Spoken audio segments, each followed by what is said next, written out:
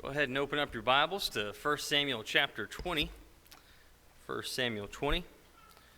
It's a lot of passages here tonight, and so we'll jump right in here in just a second. I want to say thank you for everybody that has put God first tonight. I know that it's tiresome on a day like today. I kind of wish that we just keep the time the same and we'd never switch back and forth. Is that what you're supposed to write your congressman for or whatever? I don't know if they do, but anyway. It's a tiring day, I know. And I'm looking out at a bunch of people that, got some beauty rest this afternoon. So I hope you're ready for the next 3 hours because we're locked in. No.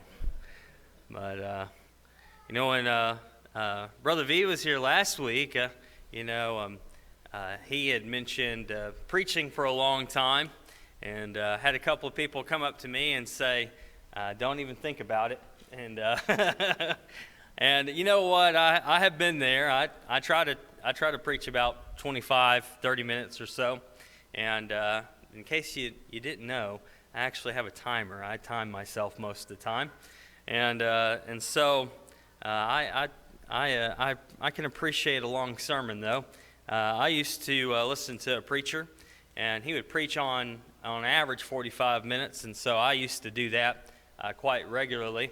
And, I always liked it when he did it, but maybe people didn't like it as much when I did it. And so I learned to shorten my lessons because sometimes, listen, people don't argue with a short lesson. They just don't. I don't know. I like a long lesson, but, nonetheless. But it is good to be here tonight. Good to be with the brethren. Look at verse 1 here in chapter 20. This chapter is Jonathan's loyalty to David. You're going to see a familiar story play out in the scriptures. This is one that probably you saw, somehow when you were growing up, maybe going to a VBS or Bible class, you heard this lesson. And so this is very familiar to us. This is one of the more famous stories of David. After that, of course, fighting Goliath, you have a collection of other parts of David's life. And this one is up there as far as one in its popularity because of his friendship with Jonathan. So let's look at the passage together. Starting in verse 1, it says, "And David fled from Naioth and Ramah, and came and said before Jonathan, What have I done? What is mine iniquity? And what is my sin before thy father, that he seeketh my life?" So when you look at this passage, this is the hard part sometimes about the numbering of the Bible, because the numbers are there for our reference, for our benefit, and yet sometimes we tend to just make a hard break on chapter to chapter. And sometimes the numberings, I think I've mentioned before, sometimes the numberings, I think in 1 Corinthians, they kind of mess it up a little bit on how they numbered it. But we look at this as a hard break. So chapter 19 to chapter 20 in our mind, that's a hard break. But what happened in chapter 19? Remember that? We got to keep all this in the context. In chapter 19, Saul is seeking David's life. He wants to kill him. And, after plot after plot after plot is destroyed and he can't do anything, he finally has sent men to go to Ramah, Naioth and Ramah, and to go and get David because he hears he's there with Samuel. And so he sends messengers to kill him. Well, when they go, remember, they prophesied. He sends some more messengers, and when they go, they prophesy. They don't return back. And so finally Saul gets upset and says, you know what, I'm going to take matters into my own hands. I'm going to go and I'm going to kill David myself. And so he goes and what does he do? Well, he prophesies as well. Now, all that being said, that's the context of what's going on. So Saul has then started to prophesy, and he is prostrate on the ground here, and has to remember he took off his kingly robes, and he's prostrate here. And this is where we find David. David, as he doesn't stick around to see what happens with Saul. he leaves, and that's where we are at right here. But then he makes this statement, "What is my sin before thy Father, that he seeketh my life?" When you think about what David has done for Saul in particular, David's done a lot, right? Have you ever done a lot for somebody and you thought, why? And they don't appreciate it, and you think, what in the world? Like, look at all the things that I've done for you. Why is it that you don't like me? Or why is it that you're treating me this way after everything that we've been through and all the things that I've been able to do for you? And so that's kind of the thought process that goes on, but maybe even more so because David has done absolutely nothing. He has done only good. He has only spoken well of Saul, and knowing that he is the Lord's anointed. And so when you see this passage, and then you go over to a few more chapters in the chapter 24, that same thing is mentioned even to Saul. David says it to Saul, "Who is telling you that I'm not doing anything? I'm not doing any sort of harm to you. I've not done a single thing." So don't listen to those people. If somebody's telling you this, don't listen to them. Moving on, verse 2. "And he said unto him, Far from it, thou shalt not die. Behold, my Father doeth nothing, either great or small, but that he discloseth it unto me. And why should my Father hide this thing from me? It is not so." And so he has come to Jonathan, and Jonathan is going to, they're going to come up with this test here. And that's why this section here, I've called this a test of Saul's anger. They're going to come up with a test to see if Saul is really angry. Because Jonathan at this point is doing what? He's going, no. If my dad, if he really wanted to kill you, then he would let me know here. He's going to, he doesn't do anything without telling me. And so, of course, think about this. Jonathan, we've gone over this in the Wednesday night class, but what do the Jews think about a son and a father? The son is equal to the father. And so Saul's not going to do anything without talking to Jonathan.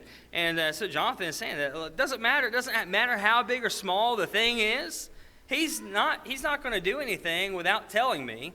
And so you're not going to die. You're not going to die. He's not going to do anything. Verse 3. "And David sware moreover and said, Thy father knoweth well that I have found favor in thine eyes. And he saith, Let not Jonathan know this, lest he be grieved. But truly, as Jehovah liveth, as thy soul liveth, there is but a step between me and death." And so, David's saying, "Look, Jonathan, I know you think that this is okay, that your dad's not going to do anything without telling you. But I'm telling you this, he knows that you're my friend. He knows that you're my friend, and because of that, he is not going to tell you because he knows it's going to upset you. I'm telling you, I am just a step away from death. That at any point in time, I could be dead." Growing up in Chattanooga, Tennessee, I didn't realize how much I'd miss that place until I left it. You grow up and you think, I want to get out of here, and then you do, and then you realize, I really didn't have it so bad. One of the greatest things about being in that area was all the hiking. If you like hiking, oh man, Chattanooga, Tennessee is a wonderful place to be. You can go and you can hike all these different places, not be bored at all. You can do it within a short drive, and even in some places, no drive at all. You just go out the door and you're practically there. It's awesome. I miss that. There was a time, though, as I was growing up, that there was a kind of this thing going on, really dangerous. But people in Tennessee were catching rattlesnakes, and they were releasing them without a rattle. They wanted the rattle, and so they would cut the rattle off, and then they just release the snake. Let's not kill the snake, right? Now, what's the problem with that? How do you know when you come upon a rattlesnake? Yeah, you hear the rattle. What happens when there is no rattle? There were times going out hiking with various people that we'd come across a rattlesnake or a cottonmouth or something, and you can, if you're out in the middle of nowhere and there is no good way to get you back, and if you've got relatively about 20 minutes after a bite from a snake, you are one step between life and death. Now, think about this, though. You have a man that's trying to kill you because he hates you. And he has the most power of anybody that you know, anybody that you've met. He's got more power than anybody. And that's the way David feels. I'm next to death here. At any point in time, I could be dead. Then said Jonathan unto David, Whatsoever thy soul desireth, I will even do it for thee. And David said unto Jonathan, Behold, tomorrow is the new moon, and I should not fail to sit with the king at meat, but let me go, that I may hide myself in the field until the third day at even, if thy father miss me at all. Then say, David earnestly asked leave of me that he might run to Bethlehem his city, for it is the yearly sacrifice there for all the family. If he say thus, It is well, thy servant shall have peace. But if he be wroth, then know that evil is determined by him. Therefore deal kindly with thy servant, for thou hast brought thy servant into the covenant of Jehovah with thee. But if thou be in me iniquity, slay me thyself, for that why shouldest thou bring me to thy father? And Jonathan said, Far be it from me, for if I should at all know that evil were determined by my father to come upon thee, then would not I tell it thee. Then said David to Jonathan, Who shall tell me if perchance thy father answer thee roughly? Let's stop right there. Let's look at some things. Now, here's the New Moon Festival. New Moon, not festival, but New Moon. This is when they'd get together and they would celebrate the beginnings. And so anyway, they had, and you can go through, this is actually referenced in the scripture. There's this was referenced in Bible class this morning, I think by Brother Grounds, in 1 Corinthians chapter 1, I think verse 17-ish or so, I can't remember. But anyway, there's a reference there to the new moon. These are things that the Jews did. And so anyway, they're going to have this meal, and he says new moon, so they're going to have a meal. I'm supposed to be there, and if I'm not there, then your dad might say something. And then when he asks you where I am, you can tell him, well, I actually kind of chuckle at this a little bit. In verse 6, I love this phrase. And it says, David earnestly asked leave of me that he might run to Bethlehem. We say that phrase, don't we? I'm just going to run over to the store. We don't mean that we're going to run there, do we? We're going to run over to the store. That's a good dad joke. Well, I hope you don't get too tired, right? Run over to the store. Or maybe take a car. It's faster, But that's the same, phrase. He said, look, it's a quick journey. That's what it is. It's a quick jaunt over here. I'm going to go over to Bethlehem and go and do the yearly sacrifice there for the family. And so he's going to go and he's going to hide out for 3 days. And that's the premise here now. If he goes and Saul asks where he's at, he tells him the story, and then he gets angry with him, then what? Well, now you know. Now you know that he is upset with me. And but if everything's okay, then just come back and tell me everything's okay. All right, moving on. Verse 11. And Jonathan said unto David, this is the covenant between Jonathan and David, by the way. Jonathan said unto David, Come and let us go out into the field. And they went out, both of them, into the field. And Jonathan said unto David, Jehovah the God of Israel be witness when I have sounded my father about this time tomorrow or the third day. Behold, if there be good toward David, shall I not then send unto thee and disclose it unto thee? Jehovah do so to Jonathan. And more also, should it please my father to do thee evil, if I disclose it not unto thee, and send thee away, that thou mayest go in peace, and Jehovah be with thee, as he hath been with my father. And so, Jonathan is giving his loyalty here, saying, listen, I'm going to tell you. I'm going to tell you whatever happens. Far be it from me. And he's going to make a bigger statement here in a little bit about, God being on David's side. But he's saying, I can't. God is with you, as he's been with my father. So I'm gonna do whatever I need to here. I'm gonna tell you what you need to hear. I'm not gonna hide it from you. I'm not gonna make league with my dad. I'm just gonna tell you what happens. Verse 14, and thou shalt not only while yet I live show me the loving kindness of Jehovah, that I die not, but also thou shalt not cut off thy kindness from the house forever. No, not when Jehovah hath cut off the enemies of David, every one from the face of the earth. And so here's that statement. What is he saying? Look, before he even gets to that verse, it's kind of interesting looking at the fact that he says, thou shalt not only while yet I live show me loving kindness of Jehovah. Look, I want you to show me loving kindness. You don't kill me. What do you mean, don't kill me?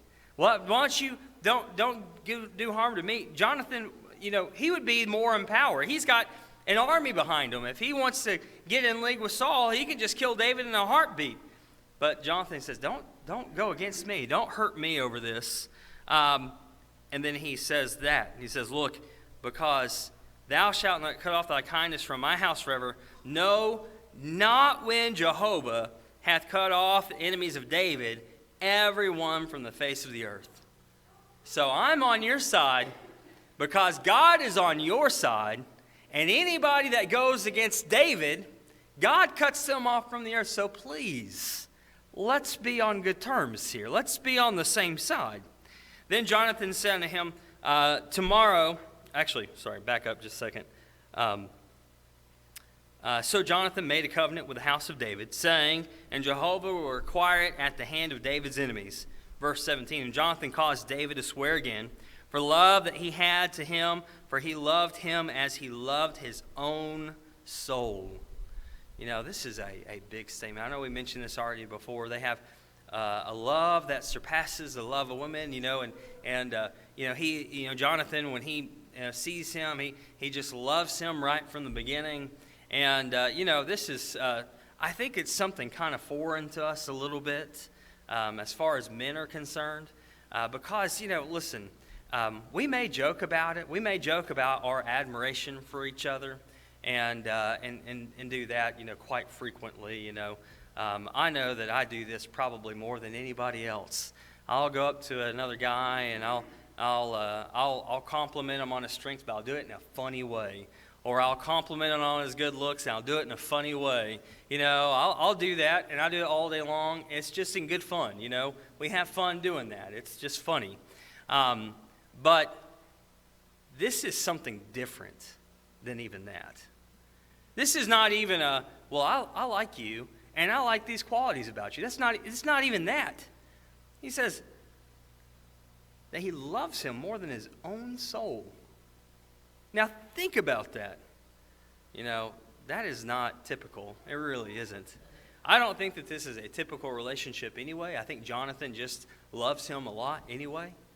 But, and of course, I've already mentioned this is not a homosexual relationship at all, which some commentators try to make it. But this is just a deep love. Somebody who loves somebody enough that they care more about them than they do their own self is quite the feat. It reminds me also of our sermon this morning, right? From John chapter 15. But think about this.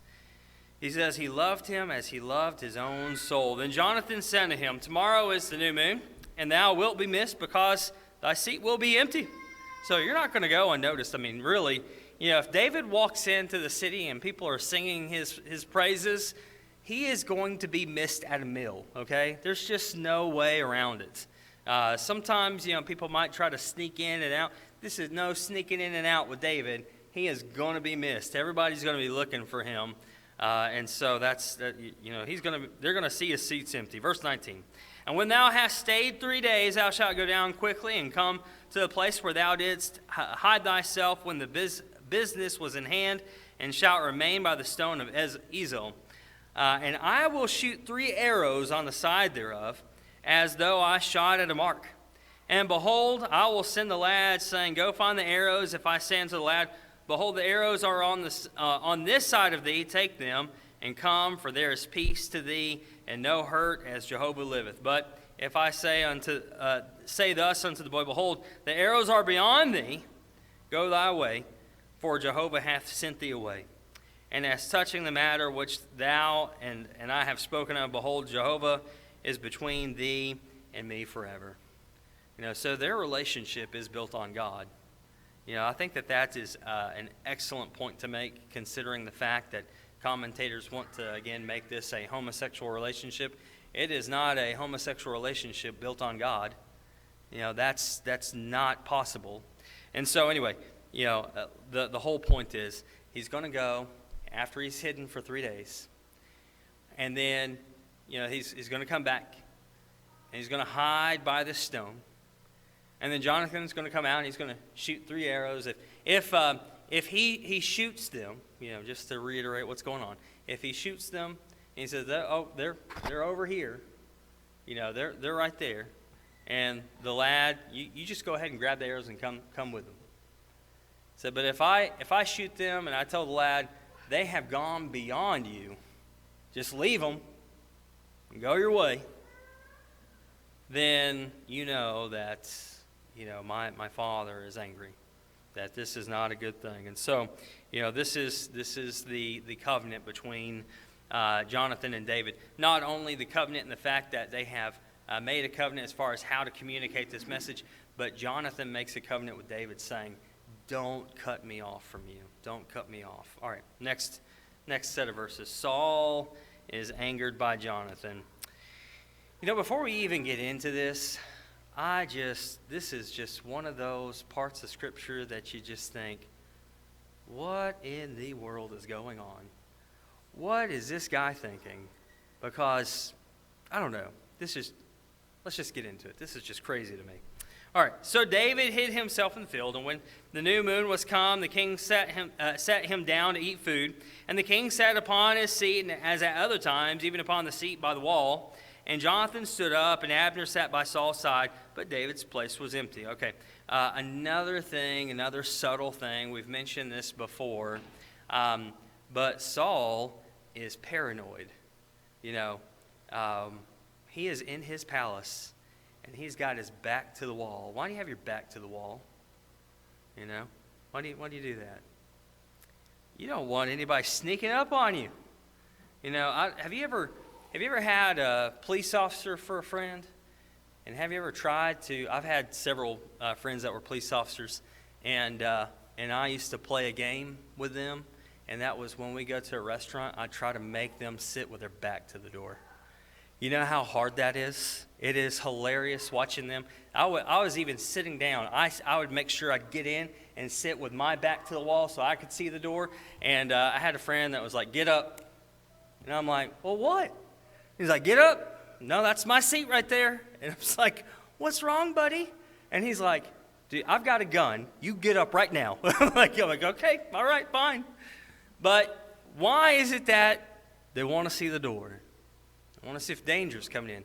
If you got something behind your back, if you've got a wall behind your back, pretty good indication nobody's going to be coming up behind you, right? That's what's happening with Saul. Saul, is again, another subtle thing. He's been found just in his palace holding spears. He's just with javelins. He's just hanging out with weapons when he doesn't need them. And yet, so this is just showing more about his paranoia. But verse 25, and the king sat upon his seat as at other times, even upon the seat by the wall, and Jonathan stood up. Abner sat by Saul's side, but David's place was empty. Nevertheless, Saul spake not anything that day, for he thought, something hath befallen him. He is not clean. Surely he is not clean. And so he thought, what? He thought, well, he's come in contact with blood, I guess, or he's come in contact with a dead body. He's got to go and separate himself. He's got to cleanse himself until evening. And so that's why he's not here. He's unclean.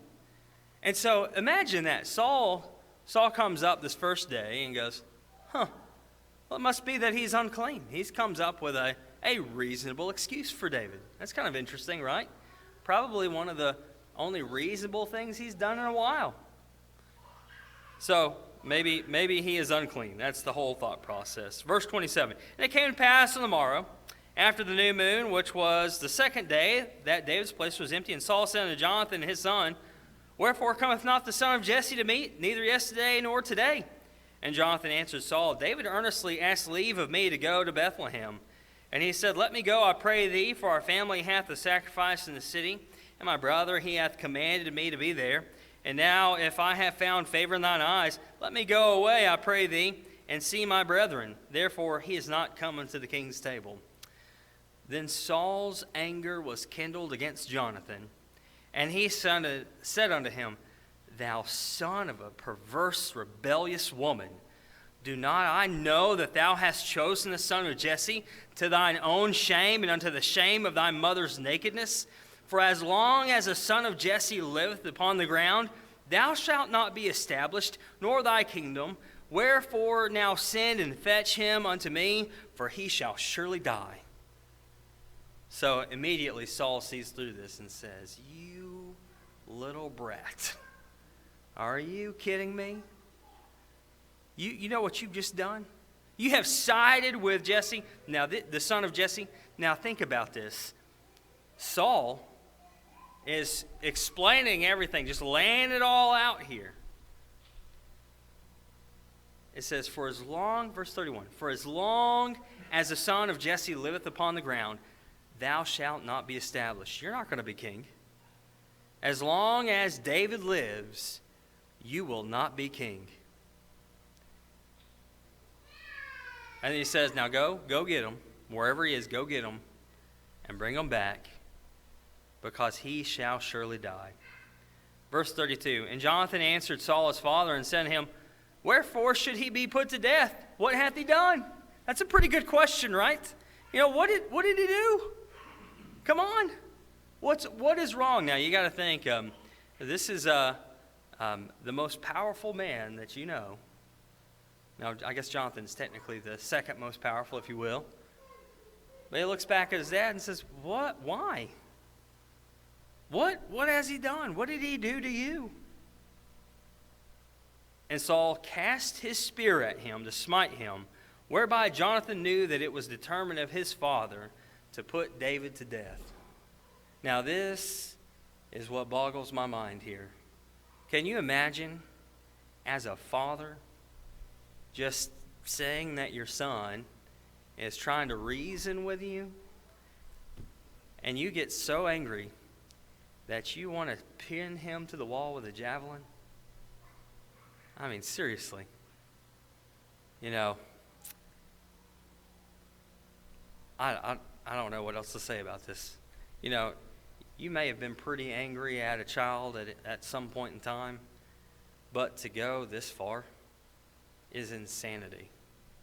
But of course, that's really what Saul is, right? He's just crazy. And so Saul casts his spear, and it says, and this is what happened. This is how he determined of his father, to put David to death. So Jonathan rose from the table in fierce anger, and did not eat food the second day of the month, for he was grieved for David, because his father had done him shame. And so I think there's just really a lot of emotions going on here. I mean, this is not just one thing. I think, I've heard this preached so many times, and you hear, well, he gets up angry, and he gets up angry because his dad's going to kill, his best friend. But I think there's a little bit more to it than that. And the scriptures indicate that there's more to it than that. Because what does he do? He said he got up from the table in fierce anger. And it says, For he was grieved for David, because his father had done him shame. So he's angry with David. But you got to think about this. He's done this in front of everybody. He's done this, and he's put his own son to shame as well as David. And so this is just a It's just a terrible, terrible thing. But anyway, he's angry. He gets up in anger. All right, the last part here. Jonathan and David say goodbye. Starting in verse 35. And it came to pass in the morning that Jonathan went out into the field at the time appointed with David and the little lad with him. And he said unto his lad, Run, find now the arrows which I shoot. And as the lad ran, he shot an arrow beyond him. And when the lad was come to the place of the arrow which Jonathan had shot, Jonathan cried after the lad and said, Is not the arrow beyond thee? And Jonathan cried after the lad, Make speed, haste, stay not. And Jonathan's lad gathered up the arrows and came to his master. But the lad knew not anything, only Jonathan and David knew the matter. And Jonathan gave his weapons unto this lad and said unto him, Go carry them to the city. Now, I want to explain something as to what's going on. If anybody has ever shot a bow, you probably look at this and kind of raise your eyebrows a little bit as to what's going on. Because you probably, just as well as me, would not want to shoot in the same general direction as a child, you know. Had one of the biggest scares of my life one time when my release didn't work, and had gotten gummed up from being outside, and it got stuck, and just as I was trying to figure it out, it let go. And I actually shot off the roof of my house, but in the general direction of some of my children. They were on the other side. And I was so distraught about that, and I never used that release ever again. You don't want to shoot at children, okay? And so you're thinking, what is going on here? But here's the point. The point is, he tells the lad to run, and so then he's going to shoot. Well, the child is going to be looking for his footing as he's running, and he's going to shoot the arrow, to which this kid's not going to know where it went. And so that gives him the opportunity to tell him, hey, you know, you did see the arrow went on. It went beyond you. And so that's the process going on here. So let's see here. But the lad knew not anything. Only Jonathan and David knew the matter. So he gave his weapons unto this lad and sent him, Go carry them to the city. So, you know, go and take all these things and go on. And as soon as the lad was gone, David rose out of the place toward the south and fell on his face to the ground and bowed himself 3 times, and they kissed one another and wept one with another until David exceeded. And Jonathan said to David, Go in peace, for as much as we have sworn both of us in the name of Jehovah, saying, Jehovah shall be between me and thee, and between thy seed and my seed and thy seed forever. And he arose and departed, and Jonathan went into the city. So, man, this is a sad thing. And of course, they're both upset, but as you see, that David was exceeding in his being upset. He cried the more than Jonathan. He is upset by the fact that, of course, what is he going to do now? Everything he has, it's all gone. He doesn't have a place to go now. And, you can't just go home, right? King's looking for you. Can't just go home. Where are you going to go? And so he's upset by all these things, and they say goodbye. So let's think about some application here.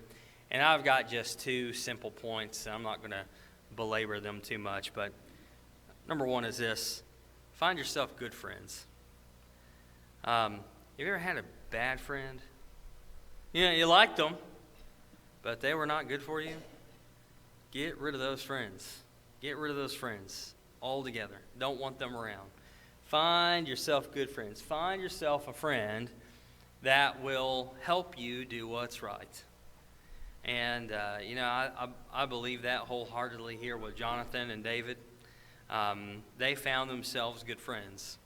But here's another point I want to make, and I try to be subtle on this, but John chapter 15 that we talked about this morning, you need to find yourself a friend in Jesus. You need to be a friend of the Lord. And how do you do that? We talked about it this morning in verses 9 through 17. You got to be a friend of Jesus by abiding in his love, by being faithful, by faithfully serving him throughout your life. And so, find a friend in Jesus. Brethren, the lesson is yours tonight. If there's anybody here that needs to respond to the invitation, if you've not yet become a Christian, you need to hear, believe, repent, confess, and be baptized. We'd love to help you out with that. If you are already a Christian, which I look out here and see a lot of Christians here, but you know that you've fallen short in some way, you want some prayers, we'll be glad to pray for you. Just please come. Humble yourself and come now as we stand and as we sing.